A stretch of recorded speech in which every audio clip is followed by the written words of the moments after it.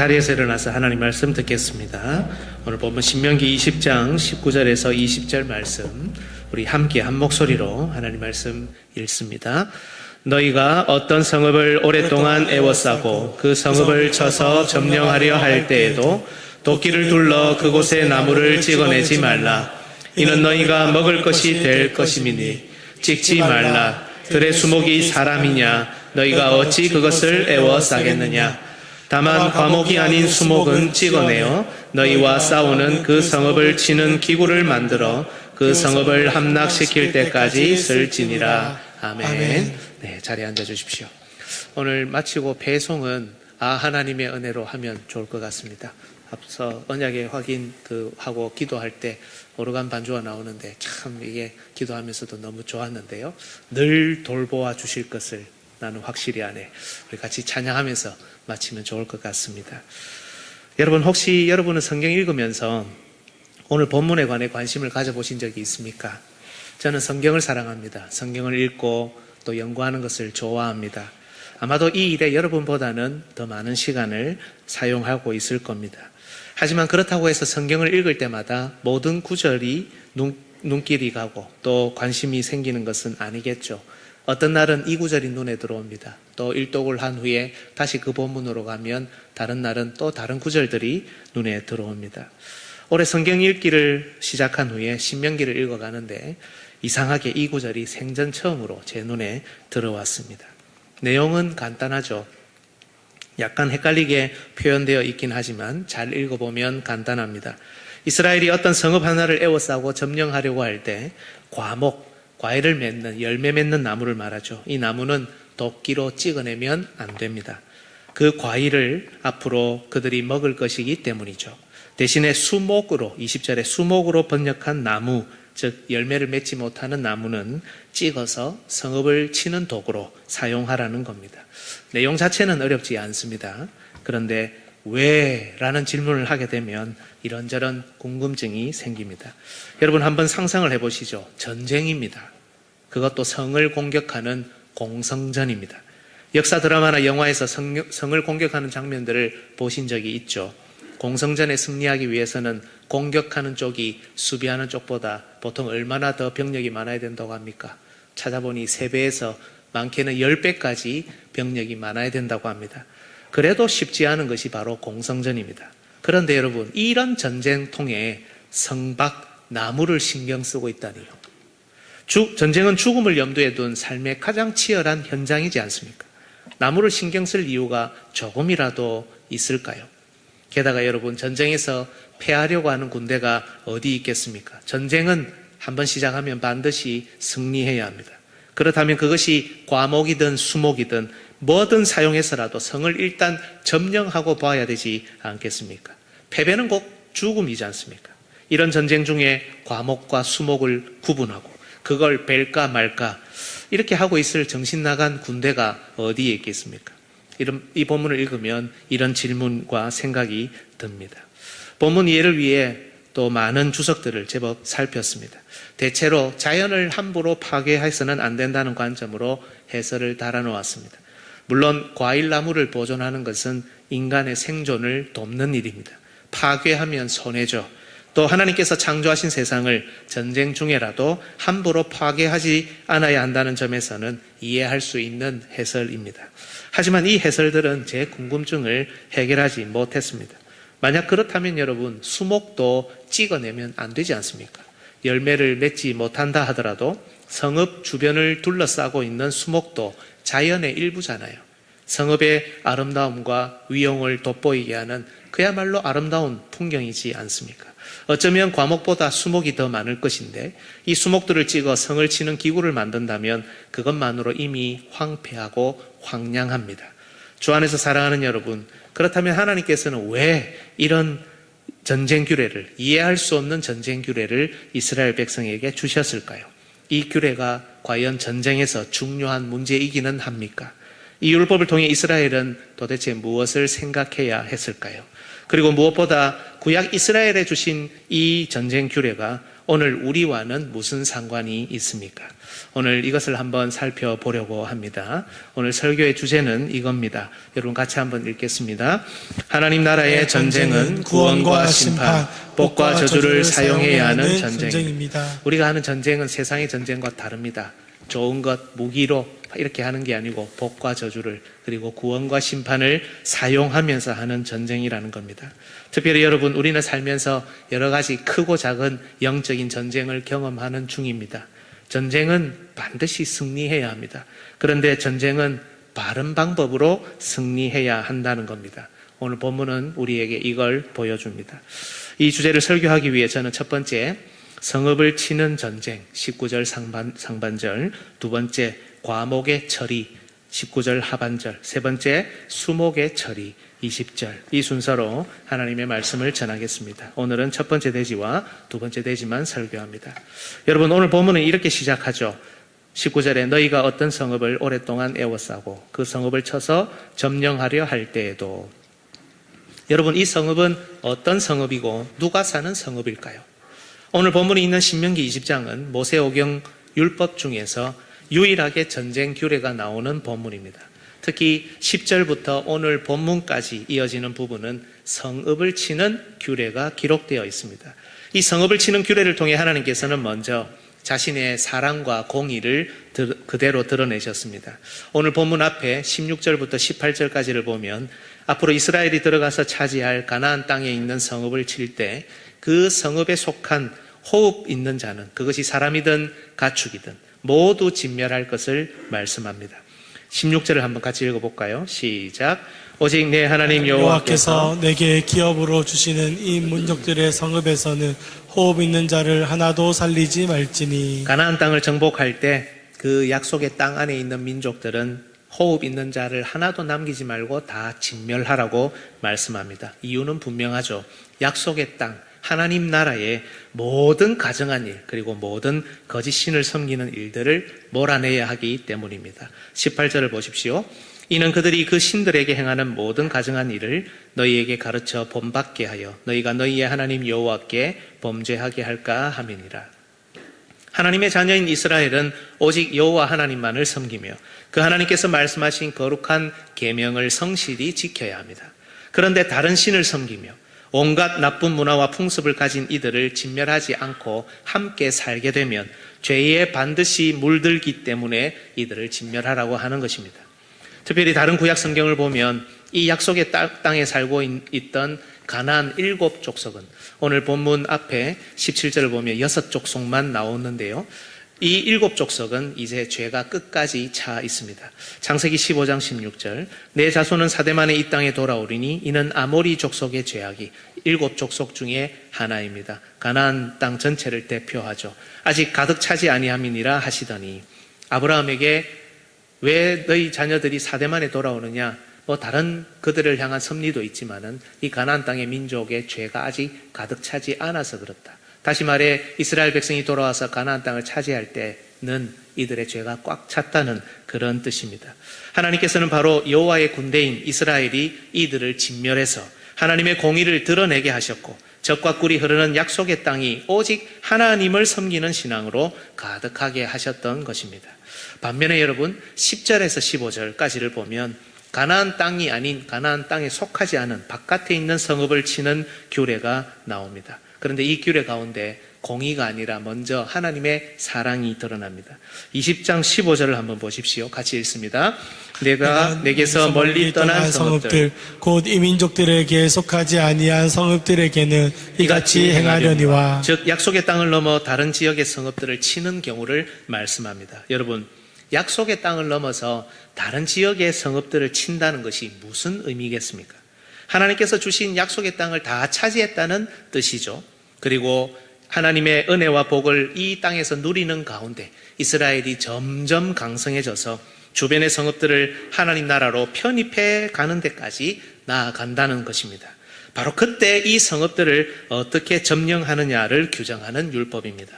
오늘날로 치면 복음 전도와 선교를 통해서 하나님 나라의 영역과 지경을 확장하는 것을 의미합니다.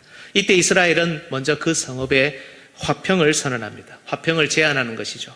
하지만 이것은 서로 잘 지내보자는 식의 그런 제안이 아닙니다. 이스라엘 밑으로 들어오라는 고압적이며 거친 제안입니다.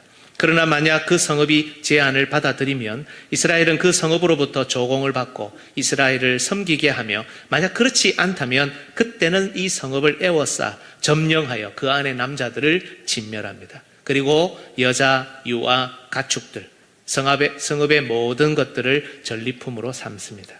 이 과정만 보면 사실 화평과는 상관없는 일반적인 전쟁처럼 보이죠. 그런데 왜 본문은 화평을 여기서 언급합니까?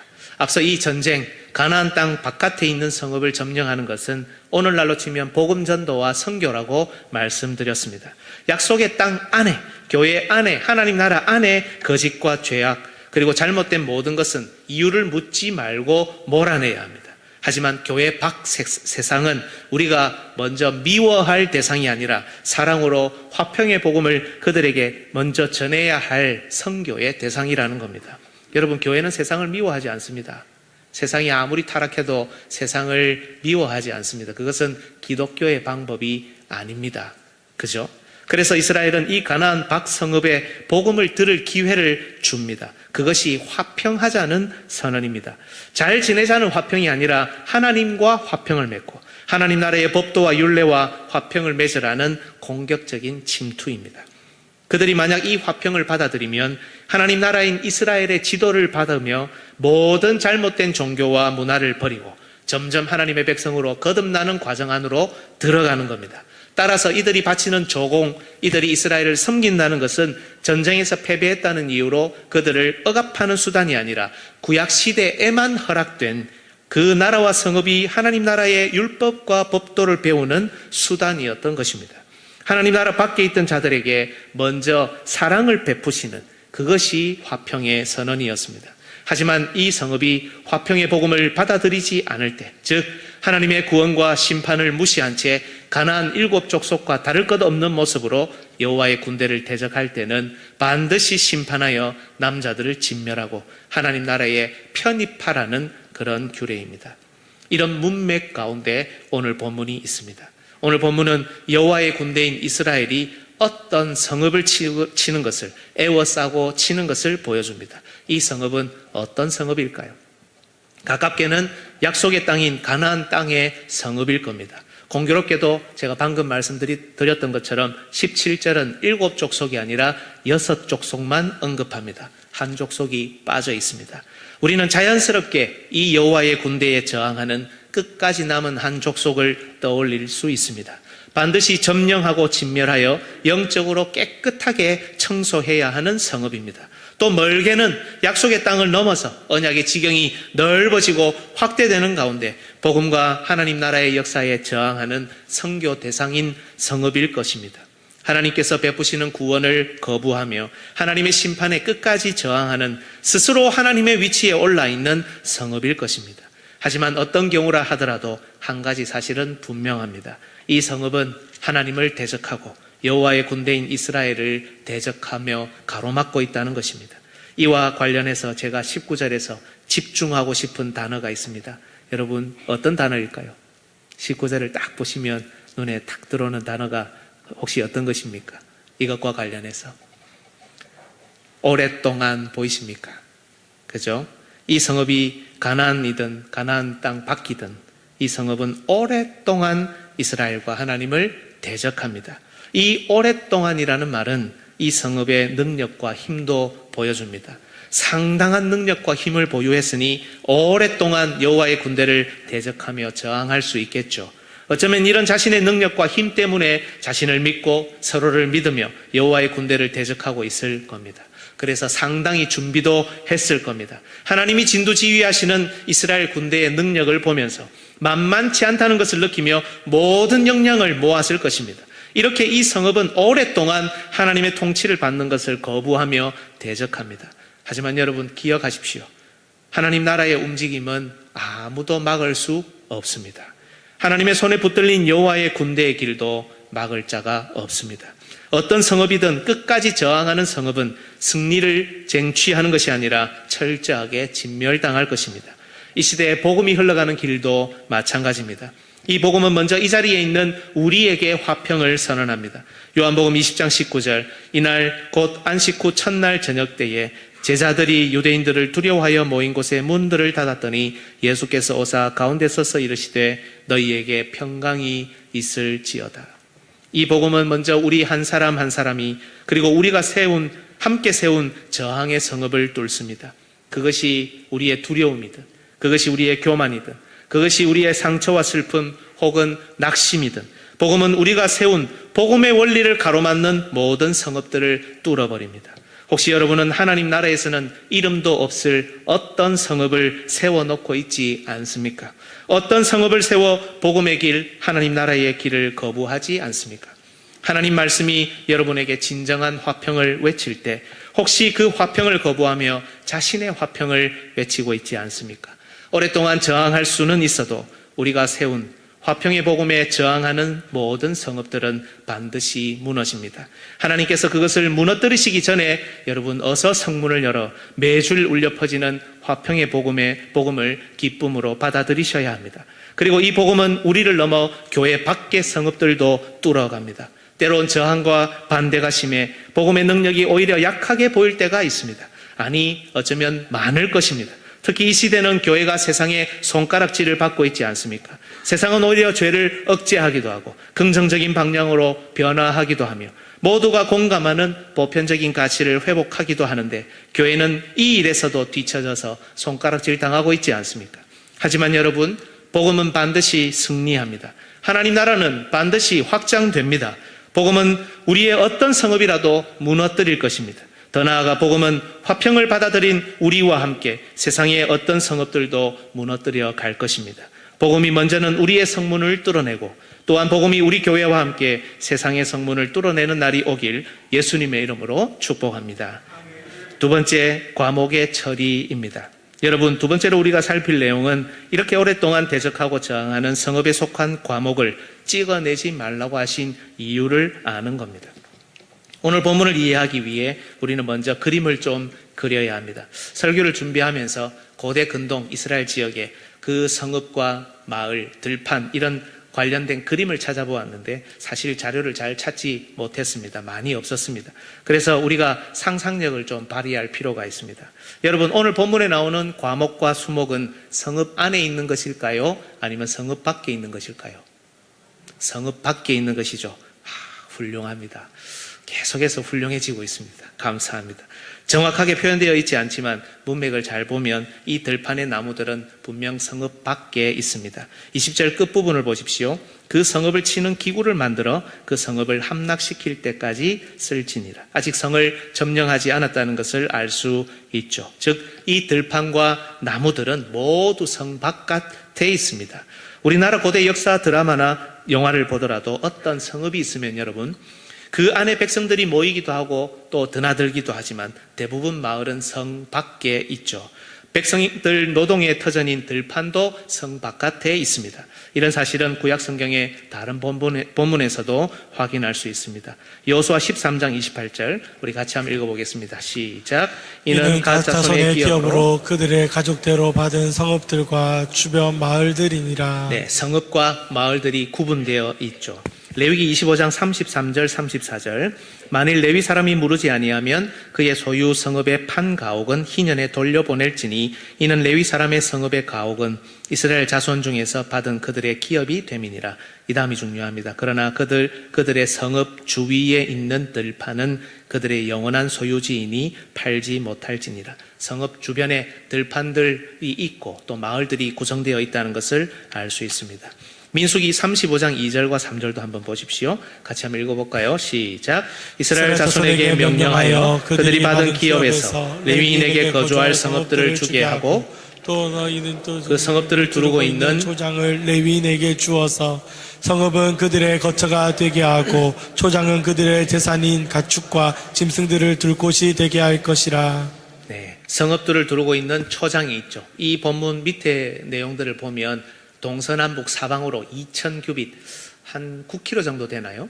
그 정도의 거리를 다 초장으로, 목초지로 레위인들한테 주는 내용이 나옵니다. 따라서 여러분, 고대 근동 이스라엘의 성읍 마을 그리고 들판의 구조는 이렇습니다. 성읍을 중심으로 들판들이 사방으로 뻗어 있고 그리고 그 군데군데 마을이 형성되어 있다는 겁니다. 중앙에 있는 성읍은 그 위용을 자랑합니다. 밖으로 뻗어 있는 들판 그리고 들판을 채운 각종 나무는 성읍의 위용을 뒷받침하며 성읍을 아름답게 보이도록 하는 그런 수놓는 역할을 합니다. 그리고 성읍을 중심으로 들판 곳곳에 형성되어 있는 마을은 성읍의 통치와 다스림을 중심으로 살아가는 그 통치 구조를 우리에게 보여줍니다.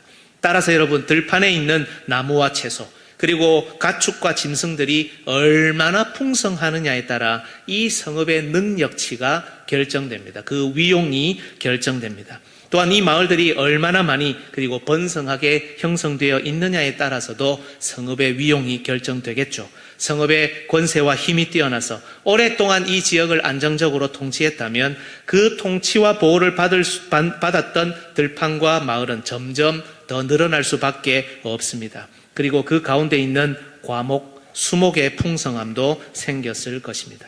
따라서 여러분, 오늘 본문이 말씀하는 성읍 바깥 들판에 있는 각종 열매 맺는 나무는 그 성읍의 통치의 결과물입니다. 이 성읍이 오랫동안 이 지역을 통치하고 보호했다는 상징이 되겠죠. 이 나무들은 이 지역 사람들에게 먹을거리를 제공했습니다. 안정적인 먹을거리였습니다. 또한 성읍의 통치자와 관원에게 바치는 세금이 되기도 했죠. 이 세금으로 성읍의 통치자들과 관원들은 역시 먹을 것을 얻었고 성읍을 통치하고 보호하는 일을 가능하게 했을 것입니다. 하지만 성읍을 쳐서 점령할 여호와의 군대의 이 과일나무는 대적의 결과물입니다. 특히 이 전쟁은 빨리 끝나지 않죠. 이 성읍은 오랫동안 버티고 있습니다. 어쩌면 성 밖의 모든 나무의 과일과 열매는 이 치열한 공성전을 위해서 이미 성 안으로 들여졌을 것입니다. 다른 먹을거리와 더불어서 과일과 열매는 여호와의 군대에 대적하는 이 죄와 사망의 군대에 적절한 당분과 에너지를 공급하고 있습니다. 이 때문에 전쟁은 상당히 길어지고 있습니다. 더불어 여호와의 군대는 적잖이 당황했을 것이 분명합니다. 여러분, 여호와께서 명령하신 전쟁이 아닙니까? 여리고 성도 7일 만에 무너졌는데요. 그런데 이상하게도 이 성읍은 오랫동안 무너뜨리지 못하고 있습니다. 여호와의 손이 짧아진 것이 아닙니까? 여호와께서 우리를 위해 아무 일도 하지 않으시는 것이 아닙니까? 그렇다면 이제 이 전쟁을 빨리 끝내기 위해 어떻게 해야 되겠습니까? 수단과 방법을 가리지 않아야 되지 않습니까? 대적의 결과물인 성밖 모든 과일나물들을 모조리 잘라 여호와의 군대에 힘을 보여줘야 하지 않습니까? 오랫동안 점령하지 못하고 있는데 이런 방식으로라도 성 안에서 대적하는 자들의 힘을, 그 사기를 꺾어야 할 것이 아닙니까? 성밖 모든 마을들을 불태우고 모든 들판을 불태우며 그 가운데 있는 것들을 다 꺾어버리고 성 안에서 대적하는 자들을 낙심하게 해서 이 성읍을 점령해야 할 것이 아닙니까? 실제로 문헌들을 찾아보면 고대 전쟁은 이렇게 모든 것을 파괴하고 황폐하게 만드는 전쟁이었다고 합니다.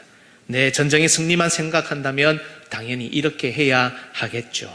그런데 여러분, 하나님께서는 이렇게 하지 말라고 하십니다. 들판에 있는 모든 과목을 찍지 말고 그대로 살려놓으라고 하십니다. 그것이 사람이냐? 어찌 너희가 그것을 애워싸겠느냐? 그 과목들은 너희의 대적이 아니다. 그 대적들의 결과물일 뿐이다. 죄의 결과물일 뿐이다. 너희가 쳐야 할 것은 그 나무들이 아니라 죄를 생산하는 저 성읍, 죄의 본진을 쳐야 한다. 이렇게 말씀하시는 것입니다. 여러분, 여호와 군대의 전쟁은 세상 나라 전쟁과 다릅니다. 아니, 달라야 합니다. 세상의 방식으로 모든 것을 찍어버리고 멸망시키며 황폐하게 만들어 인위적으로 상대방을 절망에 빠뜨리고 힘을 떨어뜨려 정복하는 전쟁이 되어서는 안 됩니다. 이것은 여러분, 약간 힘이 모자라는 군대들이 하는 짓입니다. 이스라엘 하나님 여호와께서는 이스라엘이 가나안 땅을 반드시 차지할 것이라고 약속하셨습니다. 그리고 이스라엘이 약속의 땅에서 하나님의 말씀을 잘 지킬 때 반드시 번성하며 언약의 복을 마음껏 누릴 수 있을 것이라고 약속하셨습니다. 그래서 그들의 지경이 넓어지고 확장될 것을 말씀하셨습니다. 비록 이 성읍이 오랫동안 반발하더라도, 비록 이 성읍이 심지어 여리고보다 더 심하게 대적하더라도 이 성읍은 세상의 방식이 아니라 하나님 나라의 방식으로 반드시 무너질 것입니다.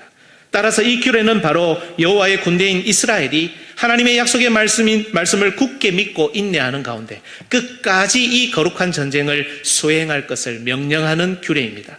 또한 이 속에는 이스라엘 백성에게 베푸시는 더 큰 복과 약속이 주어져 있습니다. 바로 이 과일나무에서 맺히는 열매를 그들이 앞으로 먹을 것이라는 약속입니다.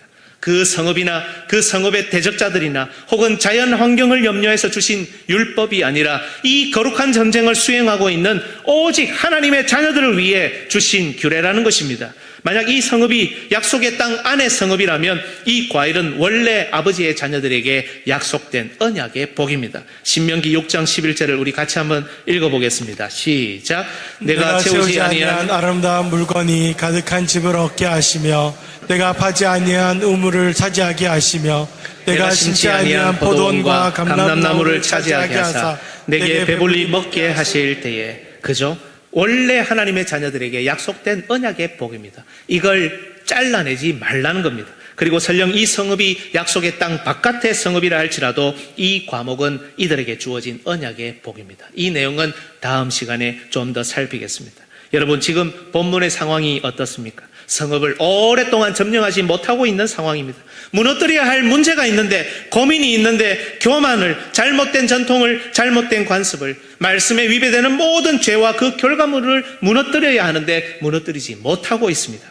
하나님의 백성들이 조급해집니다. 낙심합니다. 인내하지 못하는 사람은 여러분 어떻습니까? 서서히 그 눈도 가려지지 않습니까? 다른 방식을 추구하려고 할 것입니다. 쉬운 길을 택할 것입니다. 이 가운데 심지어 하나님께서 주시는 언약의 복까지도 미워하며 발로 차려고 할 것입니다. 하나님의 약속은 분명 현재뿐 아니라 미래와 함께하는 약속인데 바로 이 순간에 모든 것을 다 황폐하게 만들어버릴 유혹이 있다는 겁니다. 목욕물을 버리려다가 소중한 아이까지 버리는 모습입니다. 전쟁에 심취했다거나 반대로 전쟁에 너무 피곤하여 하나님께서 그들에게 주실 약속된 언약의 복까지 버리는 우를 범하지 말라는 말씀입니다. 사랑하는 여러분, 정말 그렇지 않습니까? 우리가 너무 자주 범하는 실수 아닙니까? 하나님께서는 정말 자신의 자녀들을 사랑하십니다. 넘치게 채우실 약속, 언약의 복이 약속되어 있습니다. 비록 피곤한 인생길이요, 성을 점령하는 것은 참 죽을 것 같은 괴로운 일이지만 하나님께서는 바로 그것을 넘어 그 속에 아름다운 복을 담아 두셨습니다. 이 고비만 넘기면, 이 문제만 해결하면 나의 못난 자존심, 나의 교만, 나의 고집과 아집, 내가 세운 말씀을 대적하는 성읍들을 내가 하나둘씩 무너뜨려 갈 때 놀라운 언약의 은혜와 복을 경험할 것입니다. 그런데 여러분, 인내하지 못합니다. 일이 제대로 되지 않는다고, 성을 빨리 점령하지 못한다고, 이렇게 사는 것이 너무 피곤하다고 하나님께서 약속하신 놀라운 은혜와 복까지 외면하고 폐기하고 버리려고 합니다. 우리가 이런 모습이지 않습니까? 주 안에서 사랑하는 여러분, 말씀을 맺겠습니다. 오늘 본문에서 우리는 성읍을 치는 전쟁을 먼저 보았습니다. 우리는 복음의 길, 하나님 나라의 원리를 가로막아서는 안 됩니다. 하나님께서는 반드시 그 성읍들을 무너뜨리실 것입니다. 또한 우리는 기대해야 합니다. 소망해야 합니다. 우리가 복음과 함께 하나님 나라의 원리와 함께 전진할 때 세상이 세운 어떤 성읍들을 하나 둘씩 무너뜨려 갈 것입니다. 또한 우리는 과목을 어떻게 사용해야 하는지 살폈습니다. 하나님께서 주신 약속의 말씀을 먼저 굳게 믿어야 합니다. 힘들지만 우리는 반드시 대적하는 성읍들을 무너뜨릴 수 있습니다. 여러분 기억하십시오. 하나님의 약속입니다. 복음의 길을 대적하는 모든 성읍들을 우리는 무너뜨릴 수 있습니다. 그것이 우리 안에 있는 것이든 우리 밖에 있는 것이든 말입니다. 하지만 우리는 세상의 방식으로 그것을 무너뜨리지 않습니다. 죄의 결과물만 치는 자들이 아니라 우리는 하나님께서 반드시 무너뜨리실 죄의 본진을 치는 자들입니다. 동시에 우리는 이 전쟁을 통해서 약속된 언약의 복과 은혜를 누립니다. 힘들다고 이 복을, 이 은혜를, 이 놀라운 하나님의 약속을 버려서는 안 됩니다. 힘들다고 하나님께서 약속하신 미래를, 놀라운 축복들을 여러분 포기해서는 안 됩니다. 힘들지만 오늘도 우리는 공성전을 치릅니다. 그러나 여기에는 놀라운 축복이 약속되어 있습니다. 하나님의 약속의 말씀을 믿으며 오늘도 우리가 치를 공성전에 임할 때 우리는 반드시 성읍을 차지하여 놀라운 은혜와 축복을 누릴 것입니다. 이 은혜로 한 주간 승리하시는 우리 모든 성도들 되시기를 예수님의 이름으로 축복합니다. 아멘. 우리 시간에 노창현 집사님 나오셔서 봉헌송 하실 때 준비하신 예물 하나님께 드리겠습니다.